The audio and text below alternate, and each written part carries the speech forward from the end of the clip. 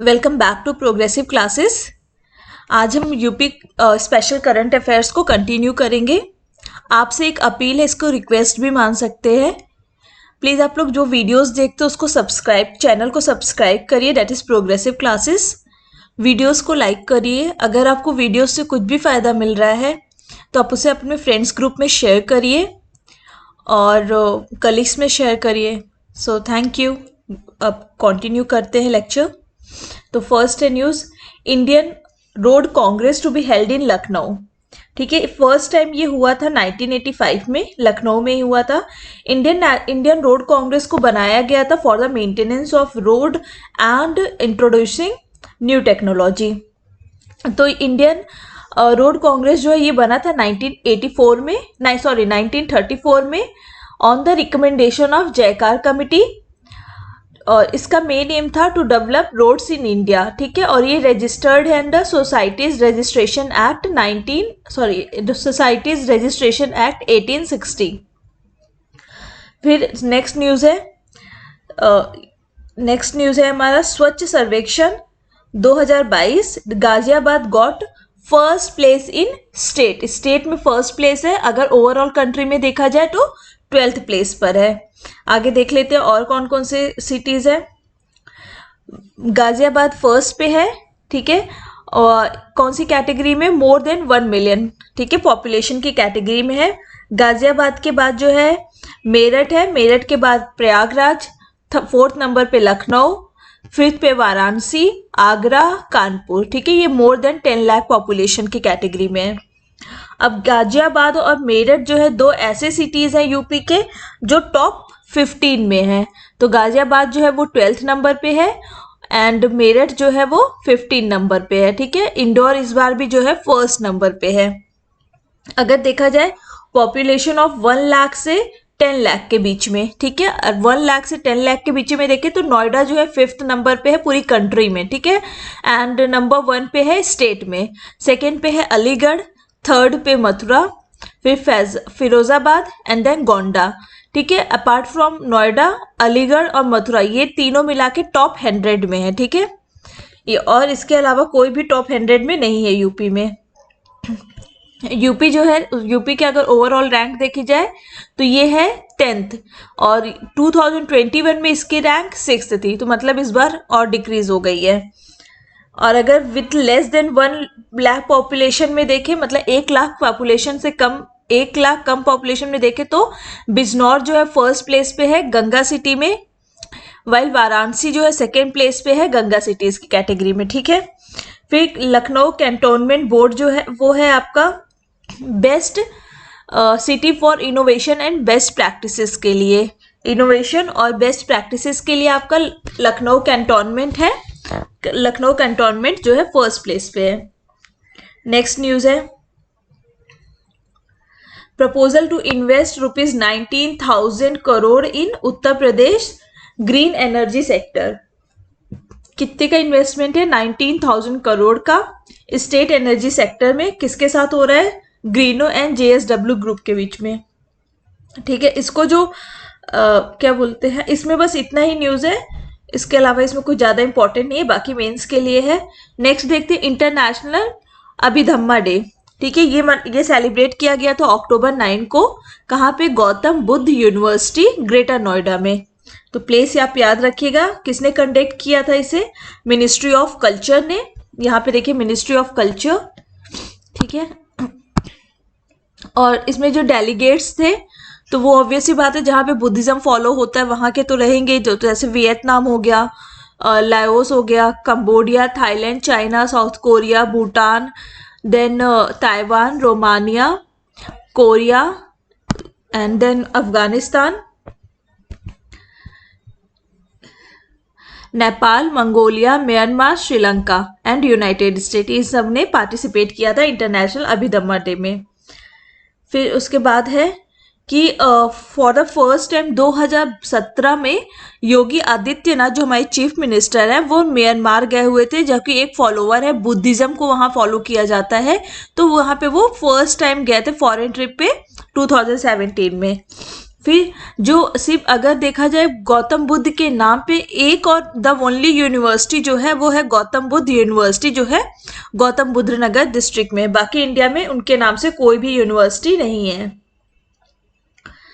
अभिदम्मा day जो है वो is actually a 3 month rain retreat, जब बारिश वापस जाती है उस समय ये मनाया जाता है for Buddhist monk. According to the belief कहा जाता है, माना जाता है कि इस दिन जो है लॉर्ड बुद्धा जो है हेवन से पृथ्वी पर आए थे, अर्थ पे आए थे। ठीक है, अब यहाँ नेक्स्ट न्यूज है 3 पुलिस स्टेशन इन वाराणसी कमेंसुरेट इन IRGS पुलिस स्टेशन रैंकिंग। तो देख लेते हैं कौन सा है।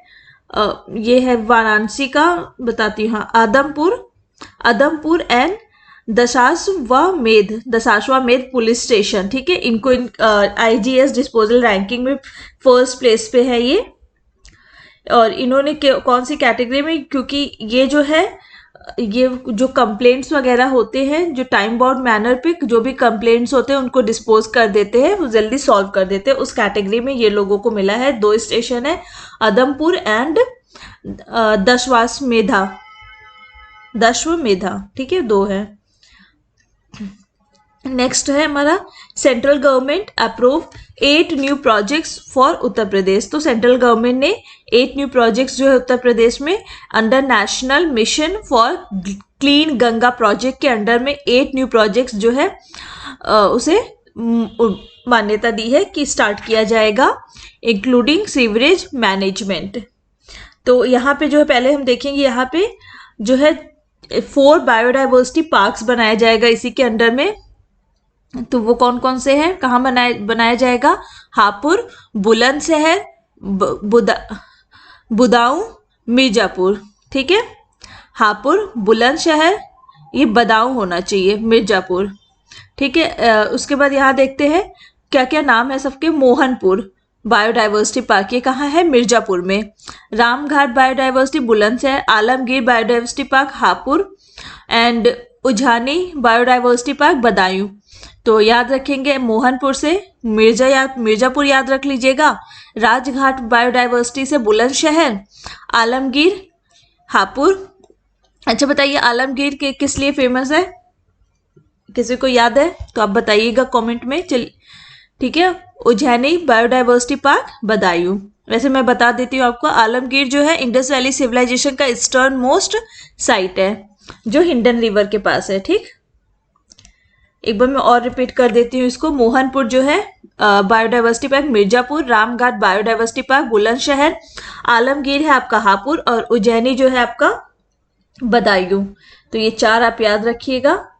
मैच द फॉलोइंग या किसी भी तरह ये आपसे पूछ सकता है।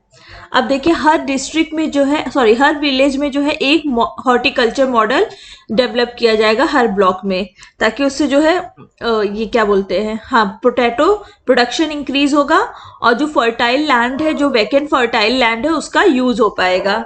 ठीक है, तो ये आप याद रखिएगा, इसमें कुछ ज्यादा और इम्पोर्टेंट नहीं है। यहाँ पे देख लेते हैं एक, it was decided to establish a special centre of excellence bee keeping के लिए स्पेशल सेंटर बनाया जाएगा। कहाँ कहाँ?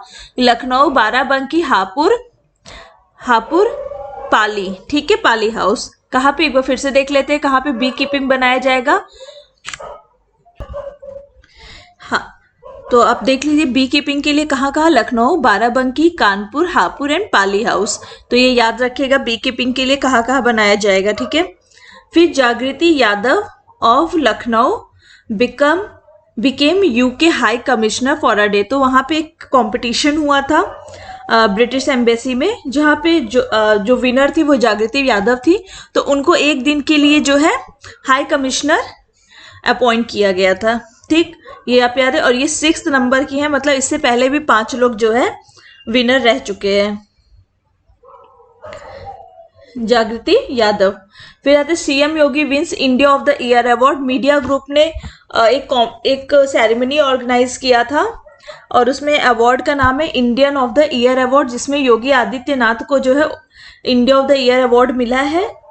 किस कैटेगरी में इनको मिला है? इनको मिला है पॉलिटिक्स की कैटेगरी में। ठीक, और ये किस किस कैटेगरी में मिलता है? Entertainment, politics, sports, startup, social change and climate.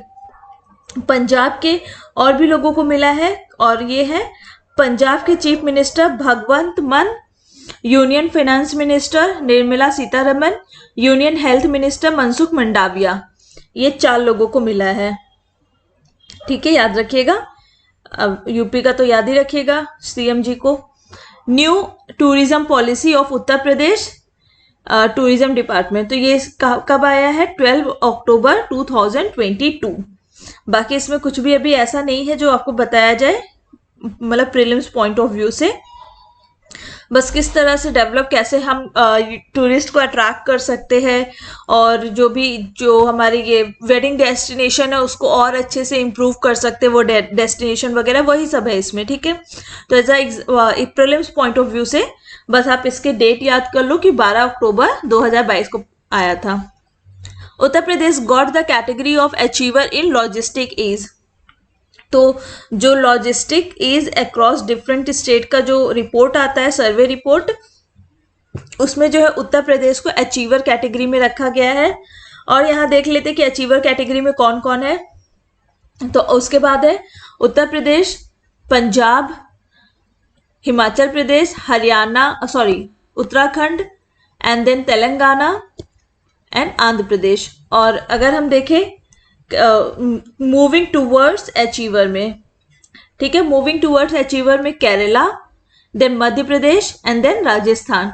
तो आपको कंफ्यूजन हो सकता है अगर केरला का नाम दे दिया जाएगा अचीवर में, क्योंकि हाँ केरला हर चीज में आगे है, तो हो सकता है कि आप उस पर लगा दो कि हाँ वो अचीवर कैटेगरी में, बट वो अचीवर कैटेगरी में नहीं है। किसमें है? मूविंग टूवर्ड्स अचीवर, मतलब अचीवर की कैटेगरी में मूव करने के उस प्रयास में है। तो कौन कौन से हैं? केरला, मध्य प्रदेश एंड राजस्थान, तो ये याद रखिएगा। और अचीवर में कौन कौन है? Uttar Pradesh, Himachal Pradesh, and then Punjab, Uttarakhand, Telangana and Andhra Pradesh. और एस्पिरेशनल स्टेट की कैटेगरी में कौन है? बिहार, झारखंड, वेस्ट बंगाल, याद रखिएगा। इसकी वजह से क्या हुआ है कि ये जो लॉजिस्टिक में इम्प्रूव कर रहे हैं, लॉजिस्टिक पॉलिसी जो आई है उसके अंडर में जब स्टेट्स अपने लॉजिस्टिक आपका हो गया कि जैसे कि कोई एरोप्लेन, उसका मेंटेनेंस वगैरह वहाँ पे हो रहा है, या फिर कोई सामान है उसको और अच्छी तरीके से इम्प्रूव किया जा रहा है कि उसमें खर्चा, डेप्रिसिएशन उसका कम हो रहा है। ठीक है, तो उसकी वजह से क्या है, जो कॉस्ट भी है उसकी कम होती जाए, 8 to 9% कॉस्ट कम हो गई है उस वजह से, जो डेप्रिसिएशन को इम्प्रूव किया गया है कि कम मटेरियल जो है वो वेस्ट हो। फिर Uttar Pradesh electric vehicle manufacturing and mobility policy 2022, ये आया था आपका अक्टूबर 13 को 2022 में। ये 5 साल के लिए आया है, और इसमें जो है एटलीस्ट जो है 20 चार्जिंग स्टेशंस लगाए जाएंगे। 1 मिनट में नीचे करती हूँ। 20 चार्जिंग स्टेशन और 5 स्वैपिंग स्टेशंस लगाए जाएंगे एवरी डिस्ट्रिक्ट में। और इसको जो नोडल एजेंसी है इसकी, इन्वेस्ट यूपी करके नाम है उसका, ये इसकी नोडल एजेंसी है। एंड द अप्रूवल जो होगा कोई भी प्रोजेक्ट का, वो किसके रिकमेंडेशन से होगा? इन्वेस्ट यूपी के रिकमेंडेशन से होगा। और इसमें जो बजट एलोकेशन इसका किया गया है वो है 500 करोड़। एंड देन उसके बाद आते हैं इसमें जो है इन्वेस्टमेंट अट्रैक्ट करेगा ये कितना? 5000 करोड़, एज वेल एज जो इनडायरेक्ट एम्प्लॉयमेंट जनरेट करेगा 1 लाख पीपल के लिए। अगर जो कंज्यूमर्स है जो इलेक्ट्रिक व्हीकल्स खरीद रहे हैं उनके लिए क्या क्या है? उनके लिए है कि उनको जो है रोड टैक्स नहीं देना पड़ेगा, रजिस्ट्रेशन फी नहीं देनी होगी, ठीक है, 5 सालों तक। और जो है हाँ इसी ईवी पॉलिसी के अंदर, और उनको जो है सब्सिडी दिया जाएगा फैक्ट्री प्राइस से, मार्केट प्राइस से नहीं, फैक्ट्री प्राइस से उनको 15% का जो है सब्सिडी दिया जाएगा। ठीक है, ये याद रखिएगा कि 15% सब्सिडी उनको फैक्ट्री प्राइस से दिया जाएगा। जो फैक्ट्री में बनते समय प्रोडक्शन प्राइस है उस पे इनको ये चीज दी जाएगी। फिर उसके बाद नेक्स्ट है, ठीक हो गया ये। फिर कैपिटल सब्सिडी दिया जाएगा, जो 1000 का इन्वेस्टमेंट करेगा उनको दिया जाएगा कैपिटल सब्सिडी कितनी? 30% की, ये याद रखिएगा। नेक्स्ट आते हैं, पैडी परचेज पॉलिसी लेकर आई है UP government and formation of Uttar Pradesh natural farming board, ठीक है। तो paddy policy, paddy purchase policy, और एक क्या बनाएगी, उत्तर प्रदेश फार्मिंग बोर्ड बनाएगी, ठीक है, यूपी गवर्नमेंट।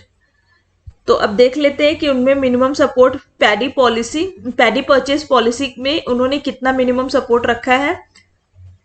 तो उन्होंने फिक्स किया है इसको 2040 रुपीज, ठीक है, याद रखिएगा कितना, 2040 रुपीज पर कुंटल, ठीक है। एंड अगर ए ग्रेड पैडी है तो उस पर कितना आपको मिलेगा, 2060, ठीक। अगर आपका नॉर्मल ग्रेड का है तो आपको 2040 रुपए दिए जाएंगे, और अगर A1 ग्रेड का है तो आपको 2060 रुपए दिए जाएंगे पर कुंटल।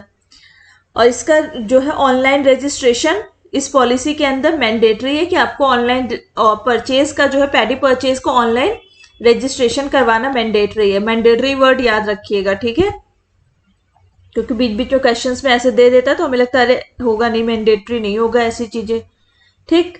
उसके बाद है सीरियल्स के लिए, for coarse cereals the cabinet approve the proposal to prepare procurement policy for, coarse cereal को भी खरीदने का पॉलिसी बनाया गया है अंडर प्राइस सपोर्ट स्कीम, मेज और बाजरा के लिए। अब देख लेते हैं इसके लिए कितना फिक्स किया गया है, मिनिमम सपोर्ट प्राइस फिक्स किया गया है मेज के लिए 1962 पर कुंटल, ठीक है।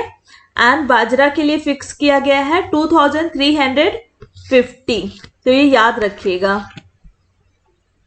फिर नेक्स्ट आते हैं, और जो है बनाया जाएगा क्या, Uttar Pradesh national farming board बनाया जाएगा to increase the spread of natural farmings को बढ़ावा देने के लिए। चीफ मिनिस्टर जो है इसके हेड होंगे, किसके, Uttar Pradesh natural farming board का हेड कौन होगा, चीफ मिनिस्टर होंगे, और इनके वाइस चेयरमैन कौन होंगे, एग्रीकल्चर मिनिस्टर, ठीक, ये दोनों याद रखिएगा।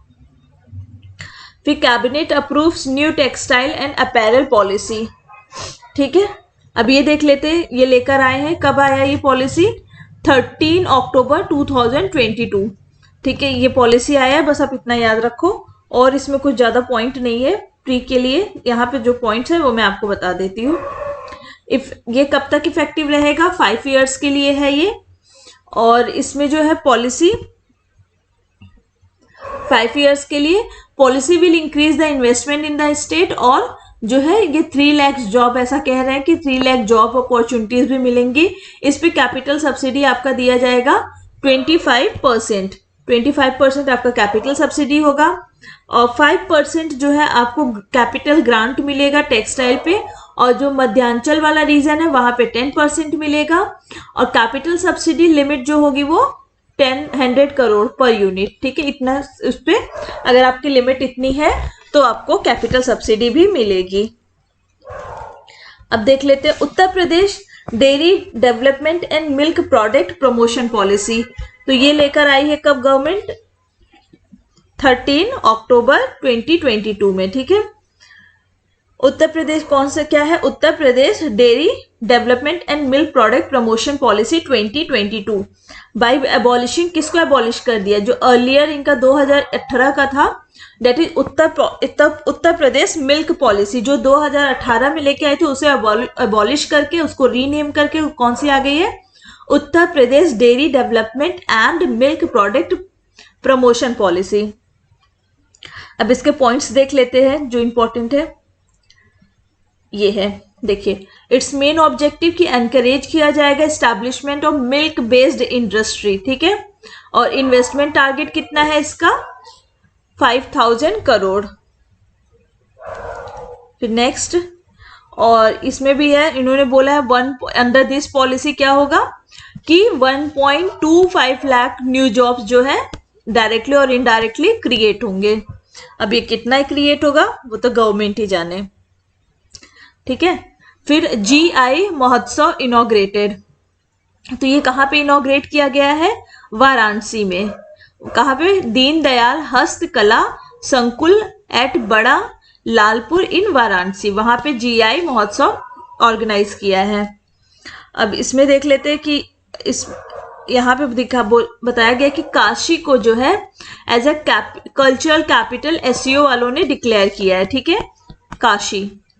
और यहाँ पे thandai of Banaras will be registered, जो बनारस की थंडई है वो 1000 प्लेस का प्रोडक्ट जो है जीआई टैग मिला है। 1000वां प्रोडक्ट है ये, मतलब 1000 प्रोडक्ट्स इंडिया में जो है जिसको जीआई टैग मिल चुका है। अब देख लेते कौन कौन सा, इसको तो याद रखिएगा क्योंकि ये एज इट इज पूछ सकता है, ठीक। तो मैं पढ़ देती हूँ इसे, क्योंकि जो हमेशा न्यूज में रहता है उससे तो क्वेश्चन बनना ही बनना है। तो देख लेते कौन कौन सा जीआई टैग है। Terracotta of Gorakhpur, wall hanging of Ghazipur, black rice from Chandauli, try colour barfi of Banaras, ये सभी को जीआई टैग मिल चुका है, ठीक है। Glass bead Banarasi zardozi, wooden to ware and toy, black salt rice of Siddharthnagar, ittar of Kannauj, stone craft of Gaya, Bhagalpur saris, Firozabad glass mosaic, Farrukhabad print, dupatta stoles, ठीक है। ये सारे स्टॉल्स वहां लगाए जाएंगे इन चीजों का, तो इसे याद रखिएगा। नेक्स्ट आते हैं सीएनजी। नेक्स्ट है CNG to be made from garbage in Lucknow, Ghaziabad and Prayagraj, जो है गार्बेज से जो है सीएनजी बनाया जाएगा। कहाँ कहाँ पे? लखनऊ, गाजियाबाद एंड प्रयागराज। अब न्यूज में देख लेते हैं। सीएनजी मैन्युफैक्चरिंग प्लांट्स को सेटअप किया जाएगा 3 स्टेट्स में, जो कि गाजियाबाद है, लखनऊ है, प्रयागराज है, ठीक है। मैंने बता दिया आपको। किसकी तरह ये बनाया जा रहा है? इंदौर में भी इसी तरीके का सीएनजी प्लांट जो है ओपन है, उसी के बेस पे इसको भी सेटअप किया जा रहा है। तो प्लेस आप याद रखिएगा कौन कौन सी सिटी में, लखनऊ, गाजियाबाद एंड प्रयागराज, ठीक है। और गोरखपुर में भी बनाने का है, तो क्यू में है कि हाँ, तो ये जो है गोरखपुर भी क्यू में है, लेकिन अभी यहाँ पे अनाउंस नहीं हुआ है, लेकिन लाइन में ये भी है।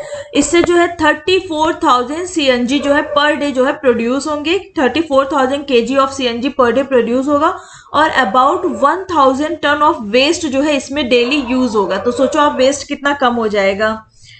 एंड देन उसके बाद लखनऊ और गाजियाबाद में सेम कंपनी, जो कंपनी का नाम क्या है, enviro resource management private limited, ये यहाँ पे CNG from garbage factory setup करेगी।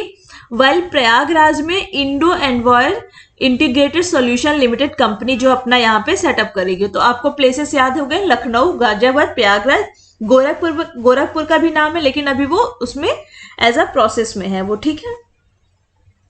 इसकी वजह से जो है यहाँ पे दिया है 4 सिटीज, अगर इन 4 सिटीज में खुलता है तो उसकी वजह से कितने टन कार्बन रिड्यूस हो जाएंगे?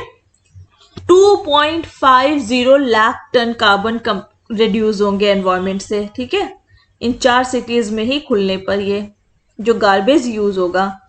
और इस जो है इनका जो मैन्योर निकलेगा, जो ऑर्गेनिक जो गार्बेज ये यूज होकर जो उसका वेस्ट निकलेगा, वो एज अ फार्मर्स को दे दिया जाएगा, ताकि वो अपने फील्ड में जो है इसको डाल सके।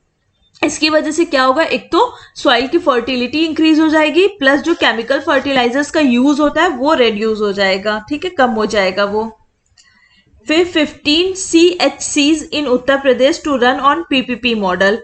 तो CHCs क्या है? कम्युनिटी हेल्थ सेंटर जो है 15 खोले जाएंगे डिस्ट्रिक्ट में, इंक्लूडिंग लखनऊ में भी। किस बेसिस पे? पब्लिक प्राइवेट पार्टनरशिप मॉडल पे इसको ओपन किया जाएगा। बस, इससे ज्यादा कुछ भी इसमें इंपॉर्टेंट नहीं है।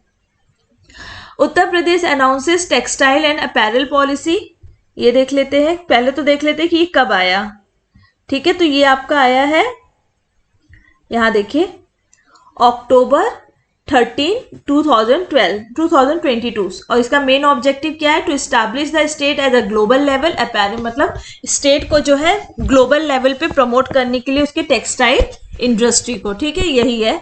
और सस्टेनेबल मेथड से इसको प्रमोट किया जाए। नेक्स्ट आपका है now medical education will also be done in Uttar Pradesh in Hindi. अभी तक कहाँ पे था? मध्य प्रदेश में, ठीक है। वहां पे मध्य प्रदेश में जो था, वहां पे जो मेडिकल एजुकेशन जो है उसको हिंदी में कर दिया गया है, ठीक है, हिंदी में। अभी उसी लाइन पर जो है यूपी गवर्नमेंट भी मेडिकल एजुकेशन जो है उसको हिंदी में करने को सोच रही है। ठीक है, तो इसमें 3 बुक्स पे अभी देखा गया है कौन कौन से, बायोकेमिस्ट्री, 3 बुक्स कौन कौन से हैं, biochemistry, anatomy and medical physiology, ये 3 बुक्स को जो है हिंदी में कन्वर्ट किया गया है। अभी इस पे देखा जा रहा है कि ये सही है कि नहीं, रिव्यू किया जा रहा है इन 3 बुक्स का। फिर बाकी जैसा होगा फिर आगे भी बाकी बुक्स को कन्वर्ट किया जाएगा। इसी तरह यहाँ पे देखिए लिखा हुआ है कि इसी तरह जो मेडिकल एजुकेशन जो है मध्य प्रदेश में हिंदी में शुरू कर दिया गया है। फिर Uttar Pradesh dairy development and promotion of milk production policy 2020, तो अभी ऊपर मैंने बताया ही था।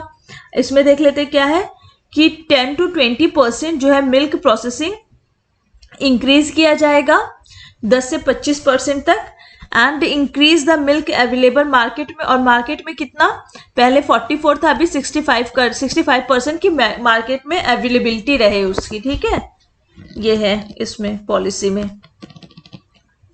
नेक्स्ट आते हैं, north central railway becomes 5th zone in the country with 100% electrification.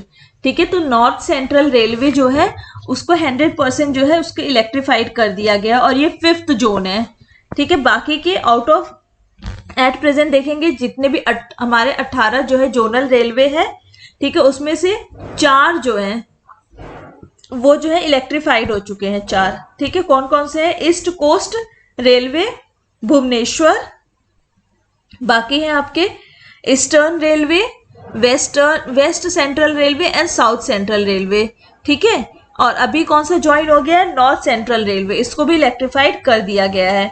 और ये जो है ये किसके बीच में आता है, खजुराहो ललितपुर बिटवीन ईशानगर उदयपुर। ठीक है, ये जो है नॉर्थ सेंट्रल रेलवे इस बीच में आता है, और ये इसका हेडक्वार्टर का है नॉर्थ सेंट्रल रेलवे का, तो आपका प्रयागराज में इसका जो है हेडक्वार्टर है। ठीक है, नॉर्थ सेंट्रल रेलवे का जो कनेक्ट, कौन कौन से डिवीजन इसमें आते हैं नॉर्थ सेंट्रल रेलवे में, प्रयागराज, झांसी एंड आगरा। तो याद रखिएगा 3 कौन कौन से आते हैं, प्रयागराज, झांसी एंड आगरा। फिर नेक्स्ट देखते हैं, सेंटर अप्रूव्स तेरई एलिफेंट रिजर्व। ठीक है, तराई रीजन में जो है सेंटर जो है एलिफेंट रिजर्व अप्रूव किया है, तो वो उसमें उस तराई रीजन में जो ये एलिफेंट रिजर्व जो बनाया जा रहा है उसमें कौन कौन से एरिया कवर हो रहे हैं, Dudhwa tiger reserve, Pilibhit tiger reserve. ठीक है, जो कि लखीमपुर पीलीभीत डिस्ट्रिक्ट में है। और भी इसमें रिजर्व इंक्लूडेड है, एक तो आपने दुधवा देख लिया, फिर पीलीभीत, ठीक, और इसमें इंक्लूडेड है apart from this Kishanpur wild life sanctuary, Katarniya Ghat wild life sanctuary, Dudhwa buffer zone and part of Kheri forest division. ये सारे अगर आ गया एग्जाम में, जो तराई एलिफेंट रिजर्व बन रहा है उसमें कौन कौन से एरिया इंक्लूडेड है, तो आप याद रखिएगा दुधवा, पीलीभीत, किशनपुर, फिर कतरनिया घाट, फिर उसके बाद है Dudhwa buffer zone and then parts of south Kheri forest division. ठीक है, ये आप याद रखिएगा, ये तो बिल्कुल याद रखिएगा क्योंकि इस तरह के क्वेश्चंस यूपीएससी में भी, और यूपीपी से जो यूपीएससी को फॉलो करती है तो वो पूछ सकती है कि आपका ये एलिफेंट रिजर्व जो बन रहा है तरी इसमें कौन कौन से एरिया इसमें इंक्लूडेड है, तो आप ये याद रखिएगा। देखिए यूपी का जो है दुधवा टाइगर रिजर्व सिर्फ एक लौता नेशनल पार्क है, तो ये भी याद रखिएगा, यहाँ से ये भी आपको इंफॉर्मेशन मिल गया। ठीक है, अब उसमें देख लेते कौन कौन से एनिमल है, टाइगर है, one horn rhinoceros, elephant, swamp dear. ठीक है, ये यहाँ पे है इस दुधवा नेशनल पार्क में। फिर mediclaim to get cashless treatment in Uttar Pradesh. ठीक है, जो मेडिक्लेम मतलब क्या होता है कि ऑनलाइन जिन्होंने इंश्योरेंस करा रखा है, ठीक है, उनके लिए है ये कि उनको अब जो है कैशलेस जो है ट्रीटमेंट मिलेगा उत्तर प्रदेश में। जो